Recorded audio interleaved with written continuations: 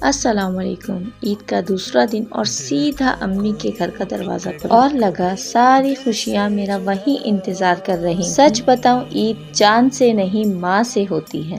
بس یہاں پر ہم سب نے ایک دوسرے سے عید ملی، بہت اچھے خالاؤں کے ساتھ ہنسی مذاق کیا اور بہت سی باتوں پہ کہہ کے لگا۔ محبت سے بنا ہوا کھانا دل خوش ہو گیا۔ مزیدار کھانے، بس کیا ہی کہنا امی کے گھر کے لاجواب کھانے۔ کھانا لگ چکا ہے، ایک دوسرے کا انتظار کر رہے تھے۔ کھانا لگتے ہی میں نے فوراً دیکھا کہ کیا بنایا ہے امی نے، تو امی نے بنایا بیف نہاری، چکن بریانی اور چکن کڑھائی۔ بھائی نے اپنے ہاتھ سے شورمے بنائے۔ اب آیا عیدی سب کو دعاؤں میں یاد رکھا اور لمحوں کو دل میں ٹائم آیا رخصتی کا۔ ماں جس گھر میں مسکراتے وہی گھر عید بن جائے، اس کے سائے میں ہر لمحہ خوشیوں سے بھر جائے۔